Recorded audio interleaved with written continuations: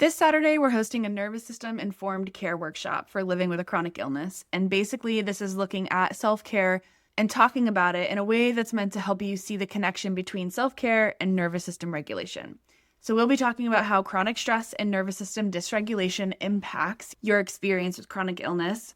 We'll talk about short term and long term care strategies and also things like how to identify your core values and then use them to guide you with your decisions about self care. Because it really is a very personalized approach. It's not just what one person on the internet has told you to do. So please join me and Celeste, a licensed marriage and family therapist in California, this Saturday, July 26th, 2025 at noon Eastern, 9 a.m. Pacific time. The link for that is in the show notes.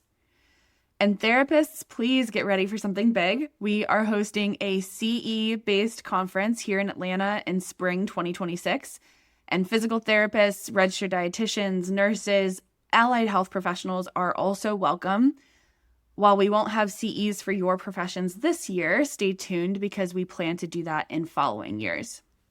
So if you are looking for a conference where we all get to come together in an interdisciplinary gathering space, we cannot wait to host you at our 2026 conference in Atlanta. Details are yet to come, but there's a Facebook group you can join for now, as well as an email sign-up list if you prefer that. And if you have any questions at all about it, please feel free to shoot me an email.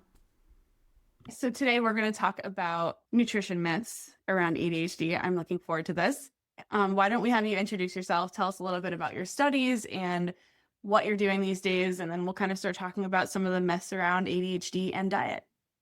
Yeah, so my name is Annika. I'm an ADHD nutrition research expert. So essentially what that means is that I have read an excessive amount of literature on ADHD nutrition specifically.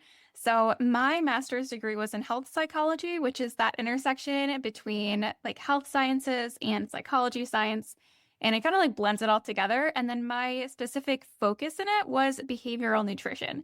So behavioral nutrition is, like essentially all of that, but add specifically nutrition into it. Like, how do we approach food? How does it impact our brain? Like the neurology of it too. It's really fascinating.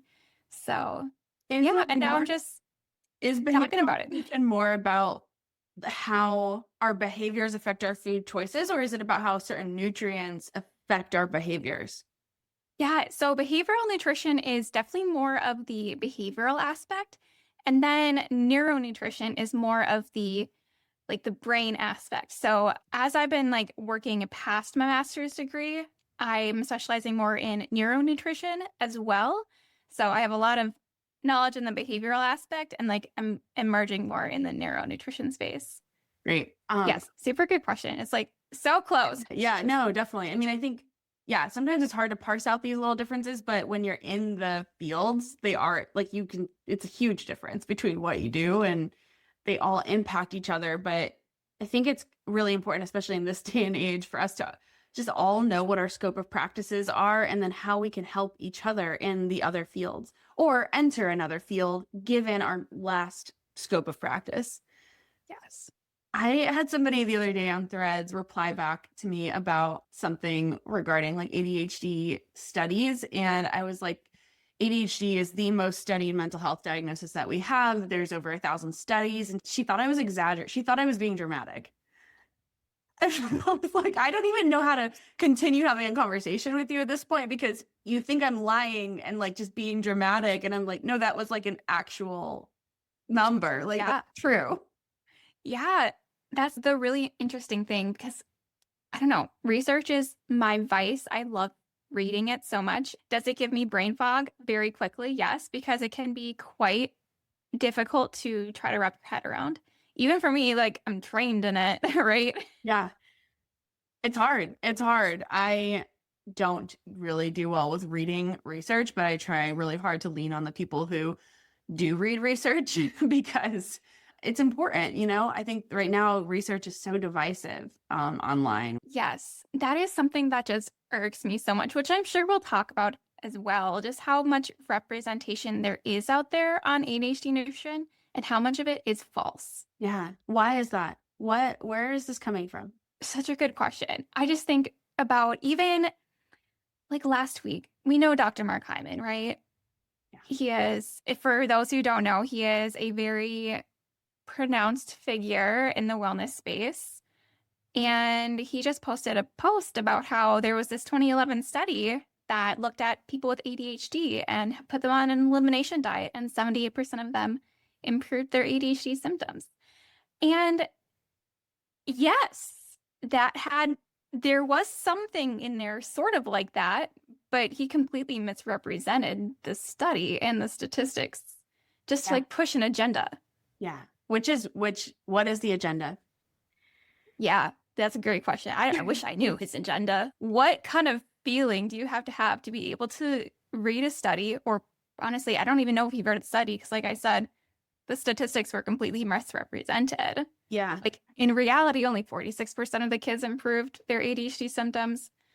And so when you actually like look at the research and you run the numbers the right way, it's 48%. And then what does that even mean that they improved their symptoms? Because people might still be like, oh, okay, then this means there's something there. That's almost 50%. And it's like not a significant improvement in the ADHD symptoms. I'm pretty sure if I remember right, that specific study, 30% of their symptoms improving was what they said that they could say it improved their symptoms. So it's like only 30% of the symptoms they have. So let's just say they had 10 symptoms. Am I getting that right?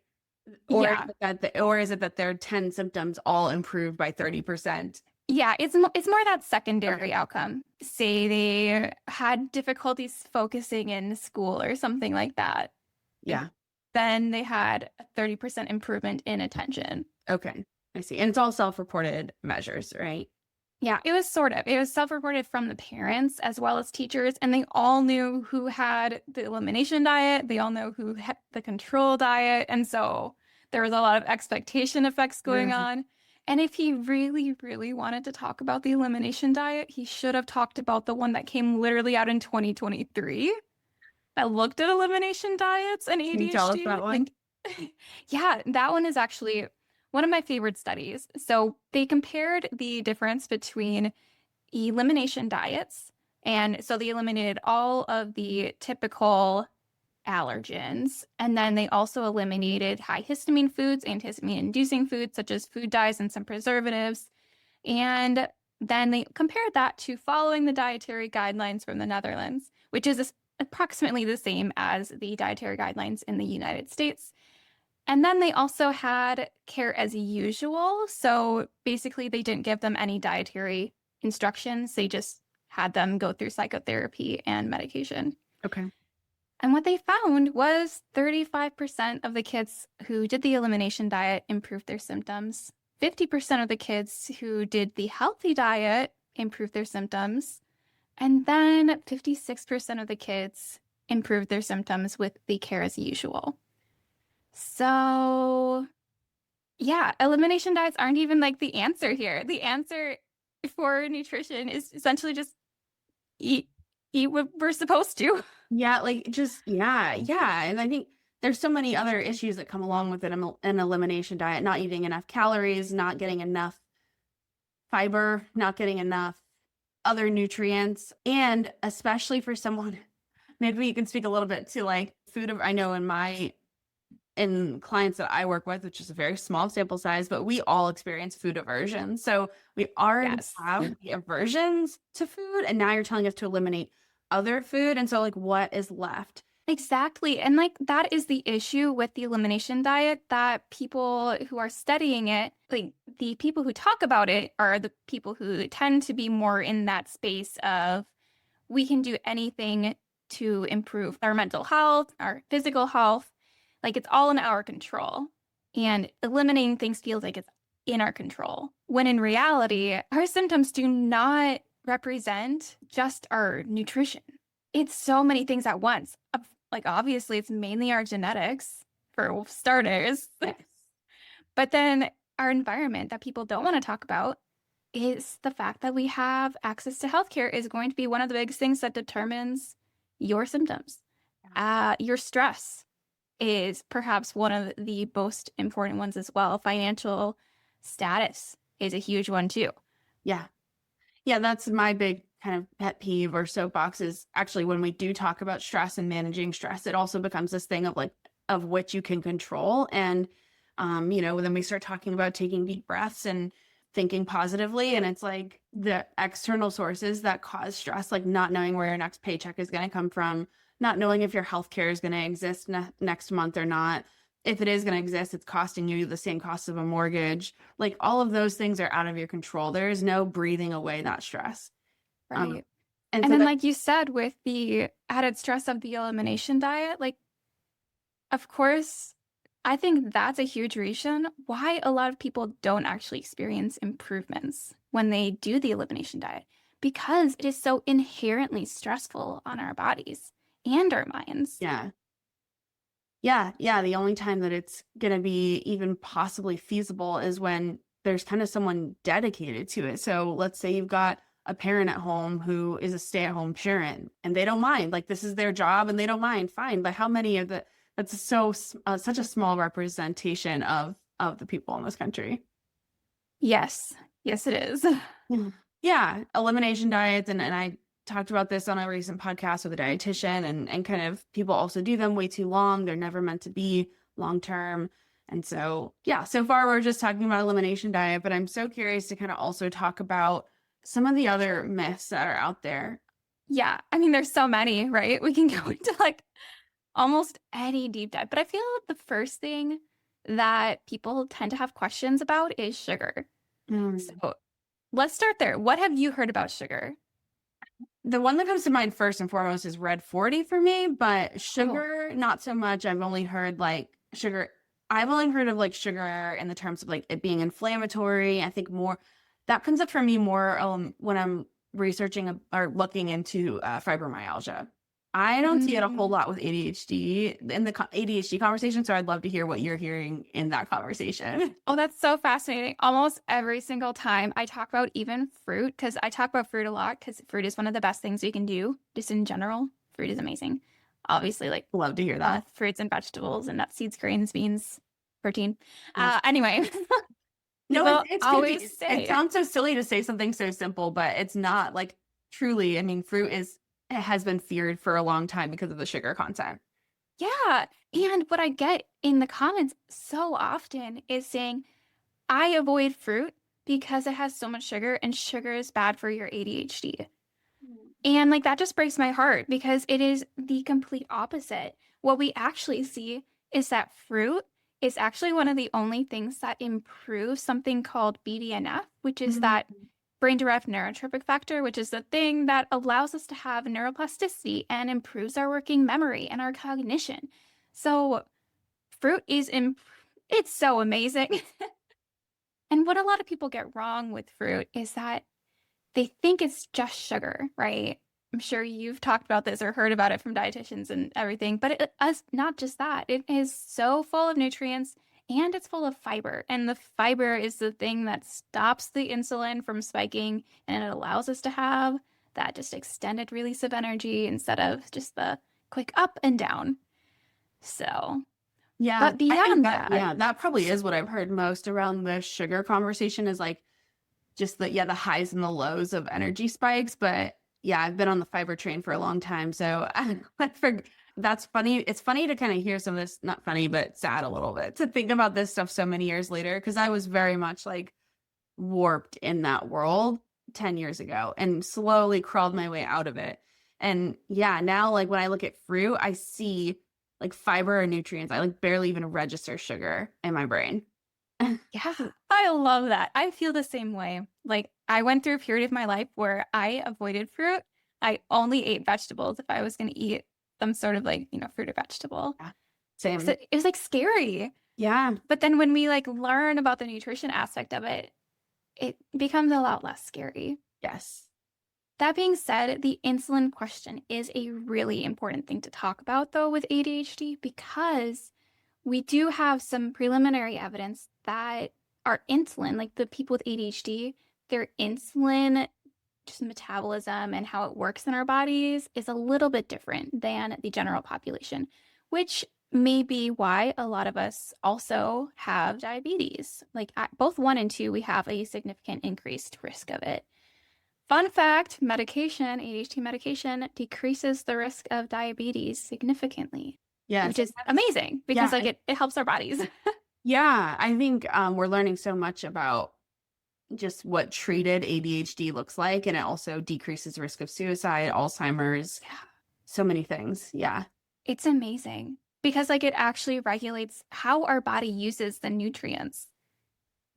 I think that is one of the coolest things about the research on ADHD medication because I mean, obviously, like that's what I care about a lot, Yeah. the nutrient aspect. Yeah. But yes, insulin regulation. So sugar specifically, like overconsumption of sugar, is associated with ADHD. However, it's not associated with an increase in ADHD symptoms, meaning that essentially people with ADHD just tend to eat more sugar. Yeah. There is a small caveat here. High dose sugar at one time is associated with increasing ADHD symptoms. Like And binging. yeah, exactly. And it's also similar to just binging in general. So binging is also associated with increasing ADHD symptoms over time. Yeah. The likely reason for this is because what we've found in the literature is that too much of something at one time can actually affect our dopamine receptors in our brain. So Fascinating stuff. anything, like too much of anything. Pretty much. Yeah, that's really the key here. It's making sure that if you're eating sugar, like just spread it throughout your day. Yeah. Yes. Yeah. And I think that's this is more down the like mental health, behavioral side of things, but that's one of the hard parts is like we kind of unknowingly are looking for that sugar high or that dopamine rush, or I'm sure you could say it a little bit better.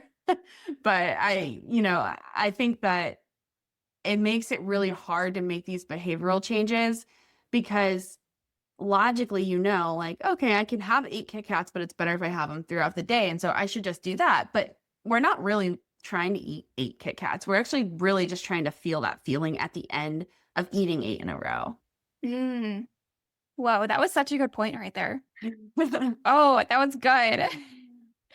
So like having that ability to like that metacognition, like, wow, what am I actually trying to get at right now? Is it the sugar or is it I want to feel like I have a lot of energy. I want to feel a lot of happiness right now. And that is the avenue that I'm trying to get it through.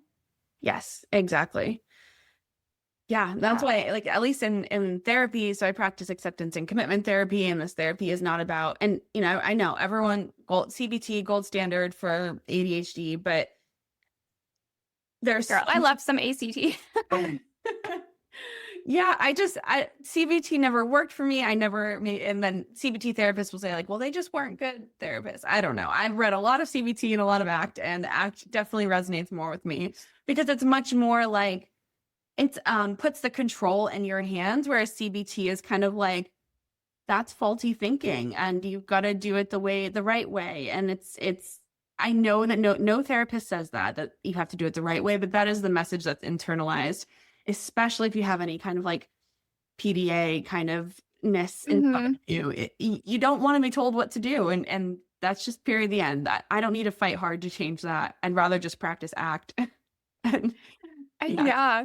I sort of wonder if there's also an aspect of CBT is targeting behavior rather than like whole person change. Yeah. Where like, I don't know, maybe it's like more like instead of like restorative, like ACT might be a little bit more restorative for the person. CBT might be more like just focusing on your behavior. Yeah, and it is, and I mean both of them are behavioral therapies, but yeah, acceptance and commitment therapy is much more. We focus a lot more on values. We focus on what's important to you. If something's not important to you, we're not going to put any effort or energy in there because why? We don't need to. Mm-hmm. There's no reason to. That's not, but if you're having consequence after consequence after consequence, and it is important to you to change this, now we can work with that. So that's how that works in my therapy space anyway. I love that. I really should get back to therapy. Gotta be honest. It ebbs and flows. It does, yes. But I mean, I know we were talking about nutrition, but I mean, I think that's just a fun conversation in general to have. Like therapy and ADHD is such an important thing. Yeah. I haven't had therapy specifically for ADHD. Like I've had it for depression and anxiety. So Yeah. I feel like I've learned a lot about my ADHD. I don't know. Yeah. Well, a lot of females are misdiagnosed with depression and anxiety rather than ADHD. We know that now.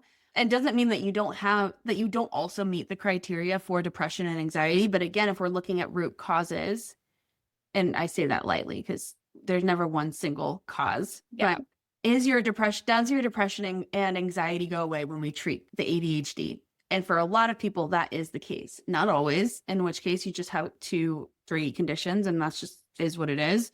And we treat all 3, but still, and that's why, again, I love ACT, because it is targeting everything at once as one whole person, rather than like, oh, this is for your depression and this is for your anxiety. It's like my nervous system knows one thing: ADHD highs and lows.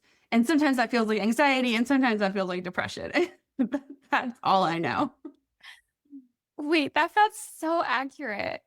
So I'm currently in a space of almost like burnout, I'd say, for ADHD. And when I'm in that burnout space, it looks a lot like depression. Yeah. But first, it looks a lot like anxiety. Exactly. Personally, I visualize it as an insulin spike. So the higher your sugar, your simple sugar, again, you could probably word this better than me, but the higher you go up with the insulin, the lower it crashes down. And that's how I see the energy spikes and the depression lows with ADHD or bipolar or any kind of like manic depression as well. I see it the same way.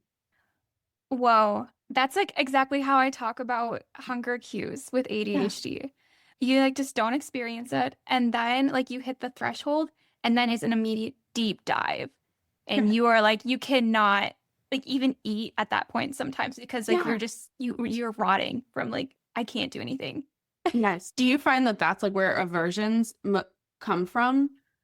I personally, like for my own life and from like people I've talked to, when you're in that low, it is almost impossible to just like eat, even like some of your comfort foods. Yeah. Yeah, it's like it's so hard. Yep. It's like a very physical, like nausea or like a gagging almost, even though, it could literally be your favorite food. And that is related to insulin regulation, which like the blood sugar regulation aspect, which is why blood sugar regulation is so important when you have ADHD. And honestly, it's less about the foods that you're eating and more about like how we're eating the foods. Like, how is your plate organized? Like, do you have mainly carbohydrates? Are you having a good balance of fiber and protein and fat on your plate? I think like that's the other area that a lot of us get wrong too. We think that our plate is great, but then when we compare it to the actual recommendations for ADHD, it's like, okay. So like, let's just like take mac and cheese, for example. A lot of us will just have a bowl of mac and cheese because it's super convenient to eat. However, most of it is carbohydrates. So like when you have a big bowl of mac and cheese, pretty much all carbohydrate. And like, let's be honest, none of us are getting the whole grain mac and cheese. No, I don't even get fans of it anymore. For me, I'm like, if I'm going to eat pasta, I'm going to enjoy it. So like, what's one thing we could do? Maybe we could add some peas to it. However, that's still technically a carbohydrate. Even though it has some good fiber in it, it's still mainly a carbohydrate heavy meal. Yeah. So adding protein to it is super, super important to help make sure that our insulin doesn't spike too high and so that it doesn't go too low, like what we were just talking about. Yes. Yeah. One of my favorite tips for that is shredding up my protein of choice, because I have a really hard time with chewing meat. I do eat meat, but it's hard. And so I just shred it up in a food processor and I throw it in things like that, like mac and cheese, etc. Do you have any tips that help you get your protein in? Oh gosh. Okay, side note, lately I've been feeling like a lot of just feelings. It's just why I need to go to therapy, like some anger feelings, especially around food. Yeah. And the fact that I have to eat, and the fact that I have to eat protein specifically. Yes. Yes. Like it just makes me irrationally angry that I have to eat protein. Yeah, because it threatens our autonomy. We don't want to. Exactly. And the worst thing is like, it's probably that like PDA aspect too, right? Like the more that you know you have to do something, the worse you want to. Like, it's so, the brain, it's Yes. working against us. I know. And for anybody listening that's resonating with this also, like, there is hope. I have noticed lately that my bursts of anger around like certain things that I know I have to do, but I don't want to do, are so short-lived compared to before. I mean, before they would be like, it would be months. I just wouldn't do the thing for months. And every time I would try to, I'd get angry about it. And so I just wouldn't do it. And now it's like through all of that, like through exposure to anger, through values-based therapy and like figuring out what is important to me, all of that. Having kids helped because it felt like now it's my duty to make sure that I am modeling properly for them, and it's now outside of me. The external motivation. I would say that is probably the one trick that actually works. Yeah, definitely. Yeah. So even like eating with other people, like if you don't have kids, like eating with friends as much as possible and building a community of, it doesn't always have to be eating out and spending money and eating things that we're talking about health here too. So there's everything is involved in that. The community, eating with other people, I think is one of the biggest things. That's the hardest thing to do, but for me, that's always been the most important. It would always be so much easier to eat if I was with friends. Yeah. Honestly, I FaceTime my sister whenever. So sometimes my husband has to go to work trips. And when he's gone, it is not good for me because I do not eat. Yeah. And so I call my sister every single like breakfast, lunch, and dinner just to make sure that like I'm actually making food, and then we like are eating food together, and it's great. Absolutely. Yes. I love that. Yeah. So I guess that, like you said, that is a trick, like having the people or a community around you. Yes. Another thing that helps me specifically with protein is just having a list on my fridge of specifically breakfast options. It's pretty easy for me to eat protein for lunch and dinner. Breakfast? Yeah, definitely. Yeah. What are some of your go-tos? When you are able to, what are some of the things that you try to incorporate? Yeah. So I think it depends on because obviously ADHD is a dynamic disability. So some days we have energy, some days we have like literally nothing. Oh, it's the worst on those days. So like my low energy days, I will just grab a protein shake. Like pre-made protein shakes are one of the most helpful things I've ever had in my life. Yes. Definitely. Yeah. Otherwise, I will also like make my own. So I'll like put Greek yogurt, soy milk, cocoa powder, peanut butter, and maple syrup together. Just blend it all up. And it's about 30 grams, depending on like which Greek yogurt you're using. So yeah. And like that's a really great option as well. So those are some of them. Otherwise, I'll have Greek yogurt with some granola and berries. That's a great ratio of your protein, fats, and carbohydrates. And then another one is just, honestly, I hate cooking eggs, but hard-boiled eggs. Yes. They're so convenient because you can just pull it out.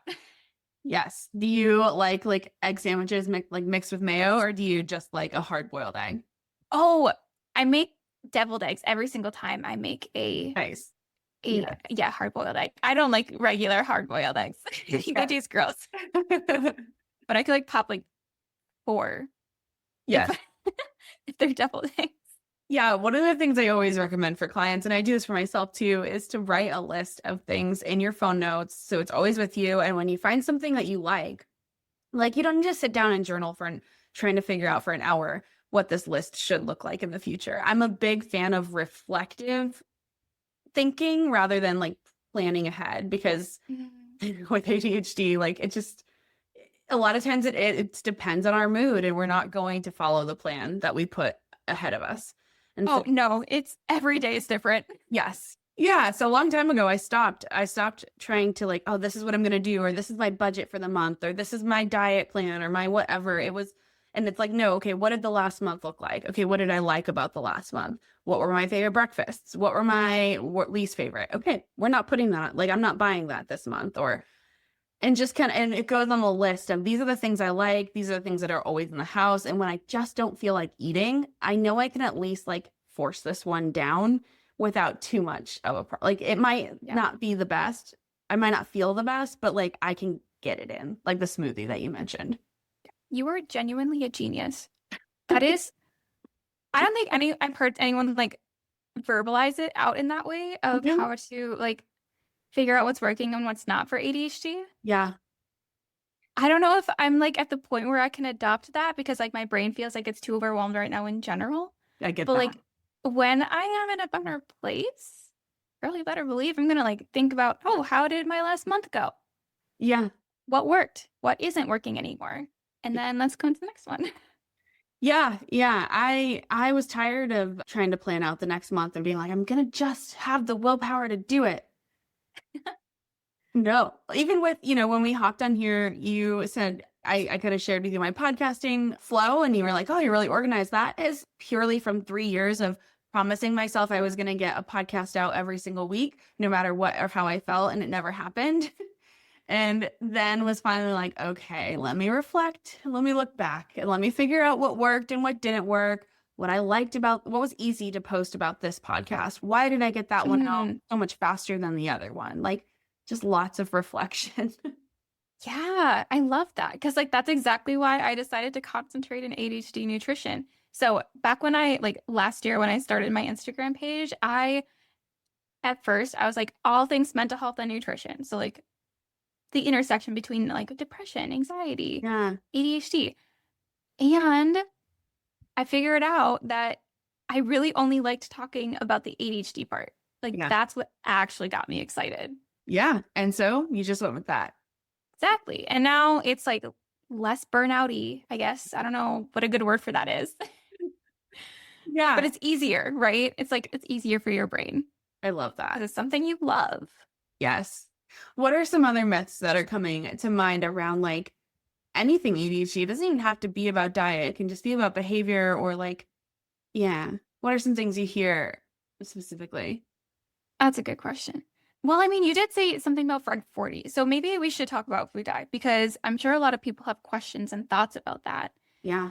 So I think the biggest myth here, first of all, is that the US has worse guidelines than the EU, which, I mean, in general, the EU has a lot better guidelines for health in general because they have more walkable cities. They have like access to healthcare. They have a lot of amazing things that the US doesn't have. Yeah. So anyway, that's a separate conversation.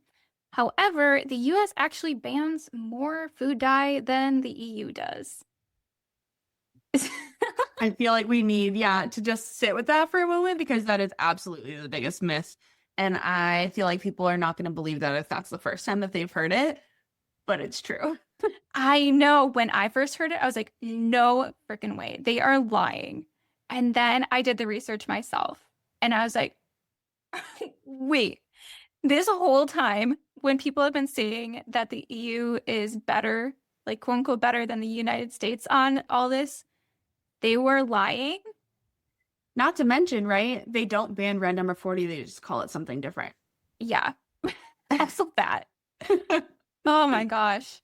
But yeah, like I think that's the first thing to say. Like in general, the dietary guidelines and the different regulations that different countries have around food are, for the most part, pretty similar. Like, seriously, most of them are pretty similar.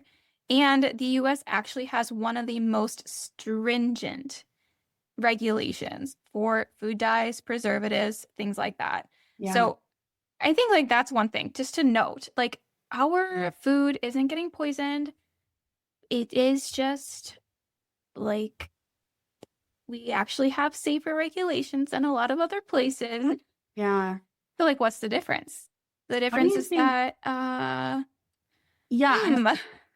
I'm curious also what you think about like the fact that people go, actually, I'm trying to think, somebody did explain this one time and I can't remember the exact reason, but when people go to other countries, there's the walking, of course, But even to Canada, I've heard this recently, like, oh, when I eat in Canada, which I have family in Canada and I've never noticed a difference in symptoms or GI stuff or anything when I'm eating in Canada versus the US.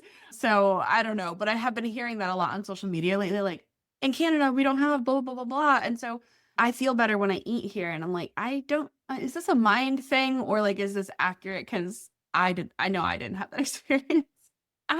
Okay, honestly, I'd probably say it's expectation effects. Like you expect that you're going to feel better.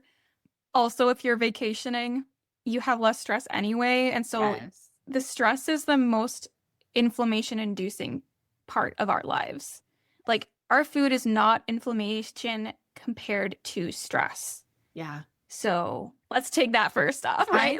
I think that's actually the whole thing. I think we can even just veer away from like specific chemicals and really just, I mean, like I said earlier, I do think that the stress conversation can be really hard to talk about because it just sounds like you're telling people, well, it's your fault if you're stressed. I think we've done a good job already here explaining that that's not the case.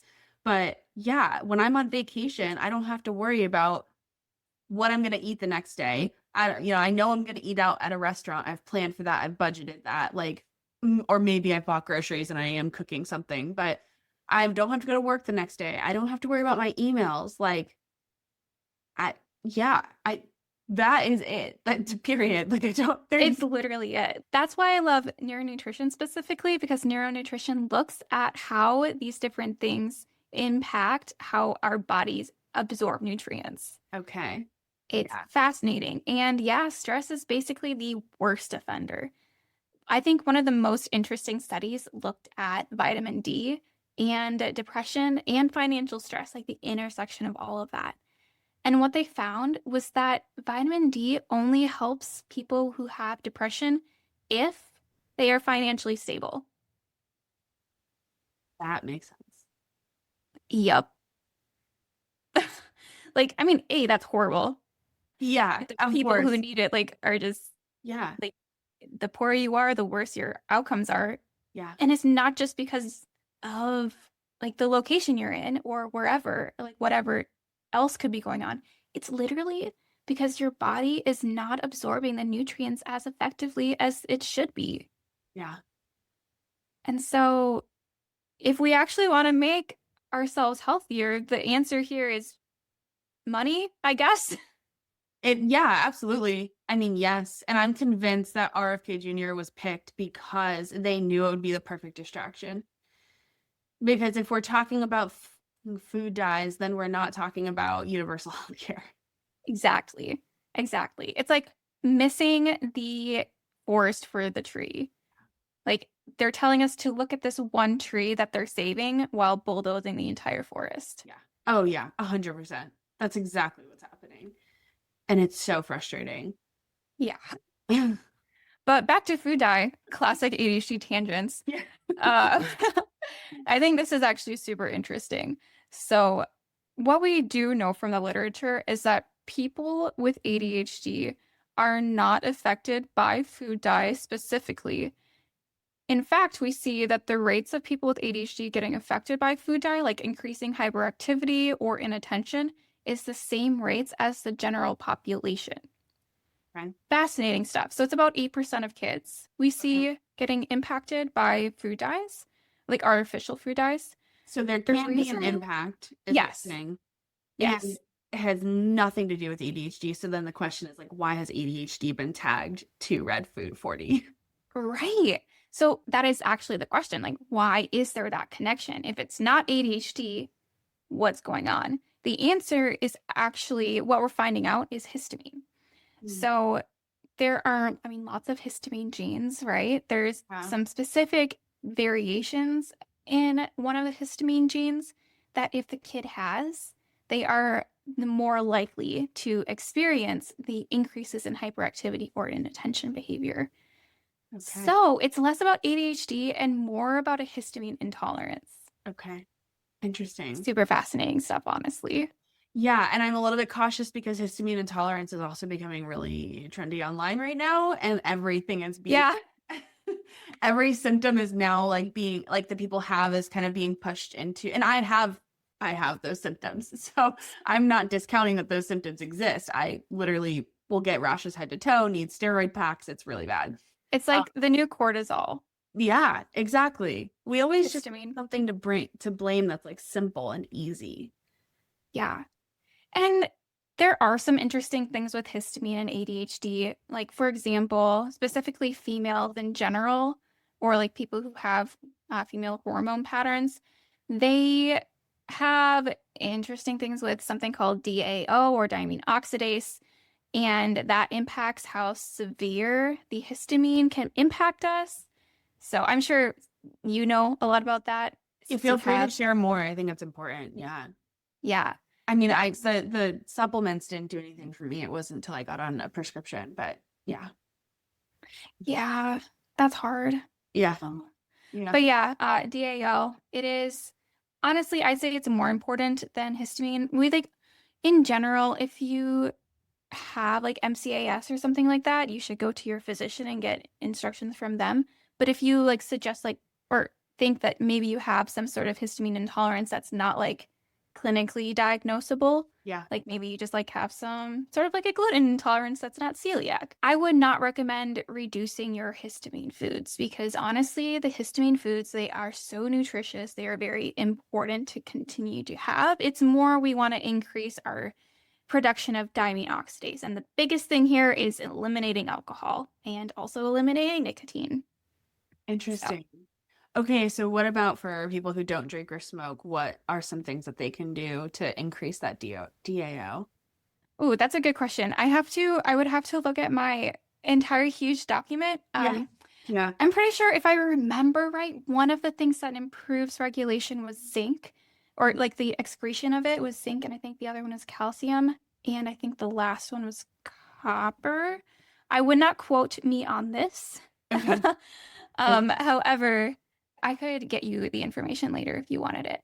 But the biggest thing just in general is eliminating alcohol and nicotine for sure. What kind of practitioner would help you with that? For improving like histamine and stuff? Yeah, or like one who isn't going to just kind of maybe give you an antihistamine and send you along your way, but they're actually going to say, like, here's some ways we know how to increase DAO. Oh, I mean, honestly, I would just ask for a registered dietitian, like a referral to them, especially one who has experience in MCAS or just in general chronic illness. I mean, there are some things like fibromyalgia is one where there's a lot of research out there. Not a lot of people know it. And so you want to make sure that you have a dietitian who knows that research, which could be hard. That makes sense. Yeah, the stuff, and that's where I think it gets easy to get swept up in a lot of the online stuff, because influencers and wellness people will kind of read a couple things and then they'll say, like, I know this thing that your doctor doesn't know, but doctors are kind of often waiting for it's an interesting thing. They're waiting for more evidence that they're not doing harm.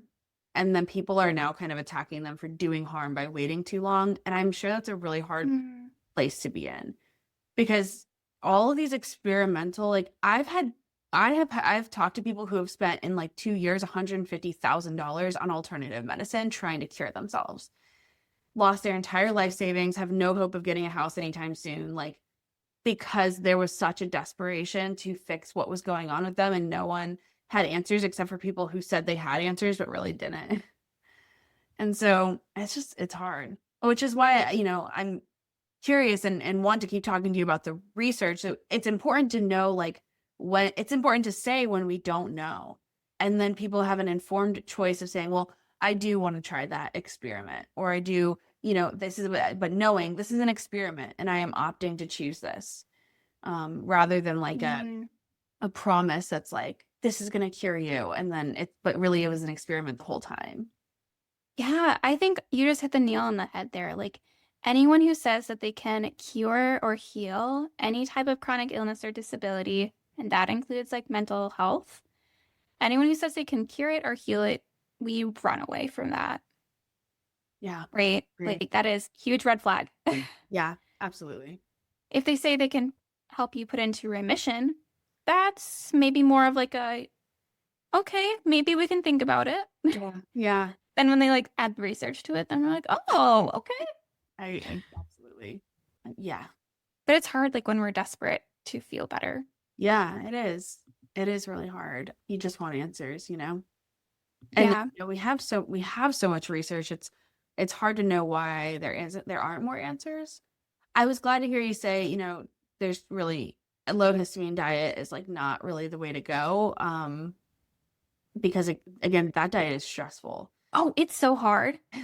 And Oh my gosh. histamine changes in food the longer it sits out. And like you never really know. It's not like an avocado that has X amount of fat always has X amount of fat. The histamine changes by the minute. Yeah. And like there are some things you could try to reduce. Like we know that artificial food dyes can release histamine in some people. So like if you're histamine sensitive, then yeah, it makes a ton of sense. Like it usually doesn't add much to your palate anyway. So it's okay just to not eat them. Yeah. But is it adding stress to take rid of it? Exactly. And usually the answer is yes. Or honestly, I think maybe this is really relevant to ADHD, but you know, when we start something new, we're excited about it and doesn't feel that hard. It's like, oh yeah, our new hyper fixation, and it's just really easy to do it. And we're like, no, this is great. And everyone should do this. But then as soon as we stop and we kind of fall off the wagon with it, we stop posting about it. We stop talking about it because we have shame around it as if it's our fault because, you know, we lost the motivation. We just couldn't follow through. But this thing is still great. It's just our fault. We are the problem. And so I think that's important to talk about because influencers all are guilty of this as well. And they do influence, right? So when you stop hearing your favorite influencer talk about something, you should probably pay attention to that. When they kind of silently start to ghost a topic, it usually means something. Like it actually wasn't the Holy Grail that they were saying it was a month ago. And they realized that. Or again, they didn't realize. They still think it's their fault that they just couldn't follow through. Not realizing like this was never sustainable to begin with. Yeah. And then it's like so much more for a person with ADHD, like you were saying. Yeah, exactly. Just the whole like the insulin. You're on the elevator and then it drops. Yep. Yes, it's so hard. I was just I know this is just a Google search, but I was curious, like, okay, well, what are bloggers saying about like how to increase DAO? And it's just funny, the advice always comes back down to the basics. It's like this specific blog, this is not a scientific article, but she is selling a book on a low histamine diet. So of course her number one is to adopt a low histamine diet. But outside of that, she says, balance your fat intake. It says, eat the right proteins, minimize harmful ingredients, support gut health, take some supplements, find a DAO supplement, reduce histamine release with natural antihistamines. Like all of these things there's nothing magical about, like there's nothing golden about it. This is like the basic advice for anyone with MCAS, for anyone with histamine intolerance. And again, I think we're often searching for that golden like thing. And that is what has always done the most harm in my own life. When I start to come back to the basics, it's boring. It doesn't give me a dopamine hit. And I think that's the hardest thing too, right? Like, I mean, going back to the first part that we were talking about with elimination diets versus healthy diets. Healthy diets are boring. Yes. It does not seem like this holy grail. It feels like it should just, no. Why should I do that? Yep. Right? And yet, it's the thing that works. Yep. Every time. Which brings us back to community. Because the only way to stay consistent with boring is through community. I mean, I think. Gotta sit with that. Because it's less boring, right? Yeah. I mean, exercise, for example, right? Yeah. Like, I just think about yesterday. Like, so I do rock climbing, like bouldering and top rope. And I go with my husband twice a week at minimum. And I did not want to go yesterday. Yep. Did not. I was like, boring. Yeah. And he dragged us out. And it was good. We did it. Yes. I know. There's so many ways that, you know, these decisions get made too. Like sometimes it's because it's boring and yeah, we just need like somebody to push us along. Other times our energy is it is low and we've got to take a break. And But I think like learning intuition around that also requires community, it requires mistakes, it requires like trial and error over and over and over again, which is again boring and hard if you don't like to fail. Ooh, yep. Yeah. So Yep.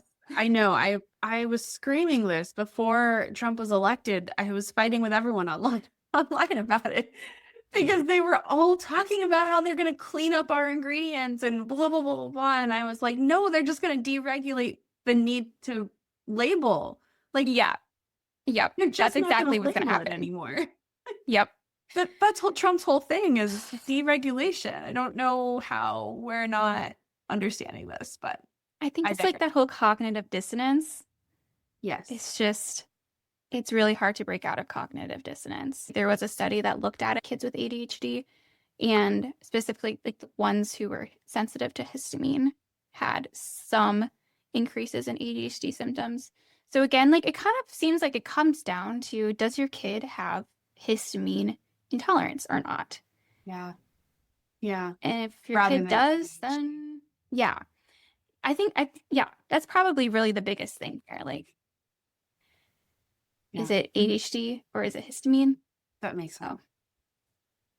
Yeah, I'd say out of all those, that's probably the biggest questions I typically get. Yeah, I was just reading more on this. Yeah, it is interesting. It's got me thinking, like, our conversation has me thinking.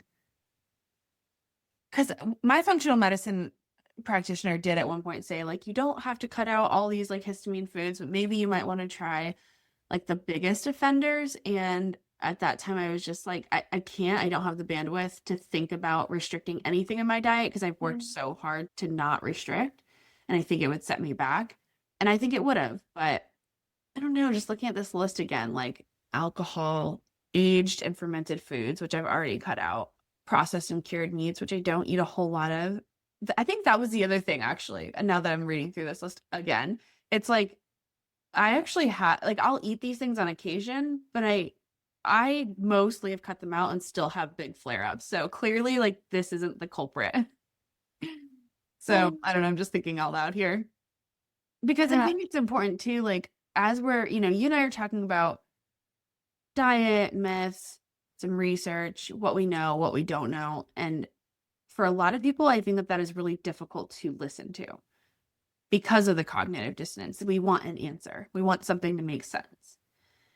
This really is a lesson in curiosity and like staying open and curious and not desperately needing an answer. Because when you desperately need an answer and there's something that can't give you that, you're going to cling to anybody who will just say, I have the answer, let me give it to you. And you're going to try and you're going to do it over and over and over again. And you're going to keep trying because that feels better than sitting in this level of ambiguity. Because as I'm I'm just like listening to you, reading this blog, thinking of my own experience, and I'm like, still don't have any answers, still don't know what to do next as soon as I hop off this call.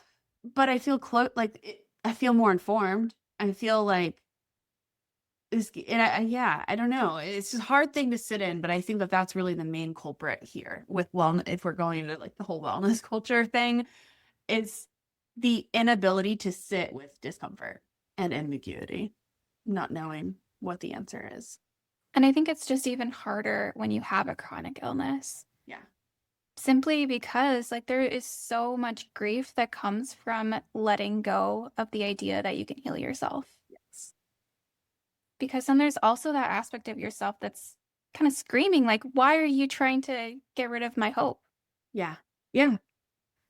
And we don't want to do that either before we're really ready, because hopelessness without the tools to be able to sit in it can lead to really scary things. But, and so, that's where therapy does come in, because a therapist should hopefully be able to navigate that with you, to not kind of push too hard on the acceptance or push too hard on, acceptance without making sure there's proper tools in place that won't send you down into a dark hole. Kind of seems like the moral of this whole talk is just release the pressure. Nutrition, as much as we wish it could do a lot, it only accounts for about 20% of our health outcomes, if that.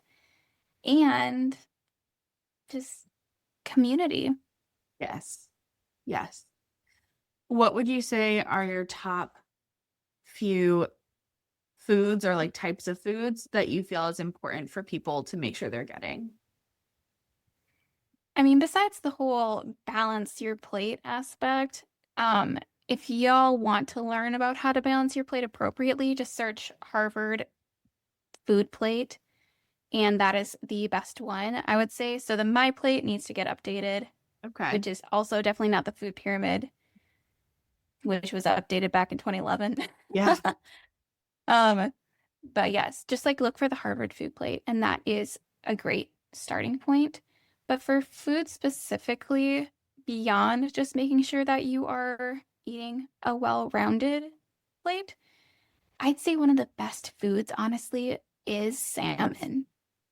It Okay. is so full of the incredibly important omega-3 fats that are the ones that are good for our brains. Interestingly enough, omega-3 fats we don't like really see an improvement with ADHD when we supplement. However, in general, like they're really important for inflammation. And we know that ADHD gets exacerbated with inflammation, Yeah. but it's also an amazing source of the precursors to serotonin and dopamine. It has a lot of vitamin B6, which is the one thing, like the one vitamin that is actually necessary in creating dopamine. It also has a lot of magnesium in it. So honestly, I'd say salmon is like one of the best foods. If you can have one serving of salmon a week, like go you. Or 2 servings every 2 weeks. Honestly, I just have like 8 ounces of salmon every other week because it stays in our body for a long time. So, Good to yes. know that it's that, like, just one a week is like good. Yeah. I mean, if we're talking about ideal, we would probably be having at least like 2 to 3 servings Yeah. of some sort of fish or seafood every week. However, that is not realistic for a lot of us. Yes. Canned salmon works just as fine as well here too. And it's a little bit more accessible price-wise for a lot of people. Yeah. Yeah. Is there any concern?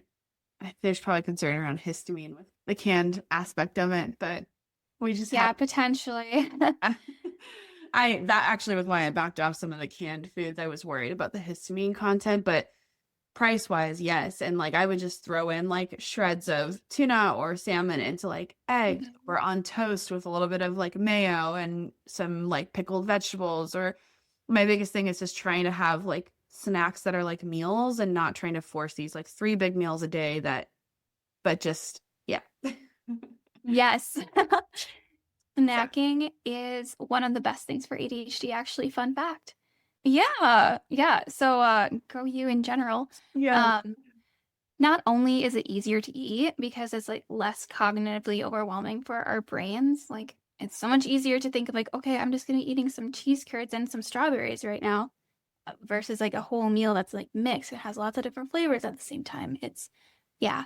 However, the ADHD brain also processes glucose inefficiently compared to the neurotypical brain. And essentially what that means is that our brains need more fuel more regularly. Yeah, So, that makes yeah, sense. eating every like 3-4 hours is ideal for the ADHD brain. That makes so much sense. There was a thought I had and I lost it. I lost it because I just got swooped back into this TikTok video that I watched like an hour ago where it was a weight loss doctor and they were talking about how, I mean, it was bad. She was like, it was literally a doctor saying, I eat 1 meal, maybe 2 a day, and I don't snack. Snacks have no purpose in your diet whatsoever. And I was just like, this is so dangerous. Like, what is happening? No. Why is this online?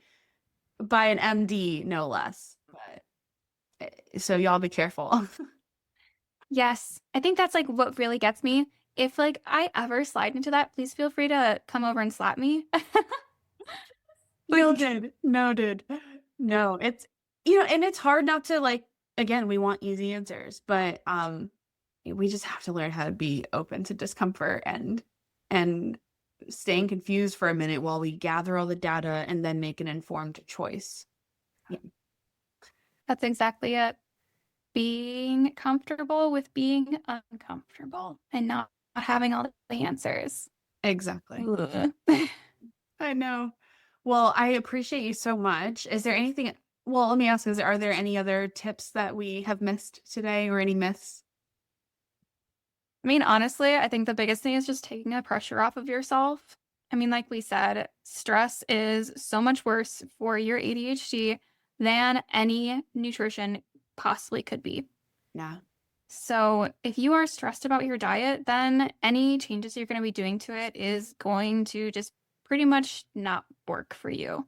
Yeah. So focus on your stress, work on some nervous system regulation, go to therapy if you have access to therapy.